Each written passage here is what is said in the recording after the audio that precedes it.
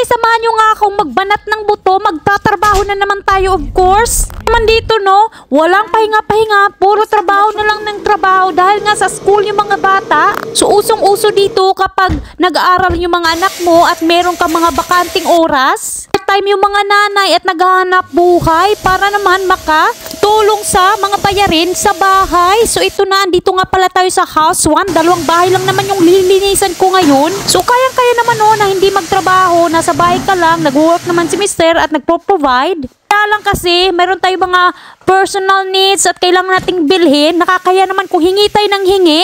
Maganda na magtrabaho ka para meron kang sarili mong income at makakabili ka ng mga bagay-bagay na gusto mo. Napakasarap sa pakiramdam na after ng hard work is nariregaluhan mo yung sarili mo. Nabibili mo yung gusto mo at saka mga gusto din ng mga anak mo, of course. So, si Mr. bahala na siya bumili sa mga bagay-bagay na gusto niya kasi may pera din naman si Mr. So, ito na. Natapos na ako sa paglilinis sa house 1 at pupunta na tayo sa house 2, of course. 2 oras nga pala yung paglilinis ko dito. Every fortnight lang naman. Weekly. So, pang ano siya, 2 week. So, bago tayo pupunta sa pangalawang bahay, kumain muna ako ng lunch kasi nagutom na, of course. Marami nga pala tayong ginawa kanina. Then, so mahirap din maglinis ng bahay, hindi din madali. Mabigat yung vacuum at marami ka talagang idadusting.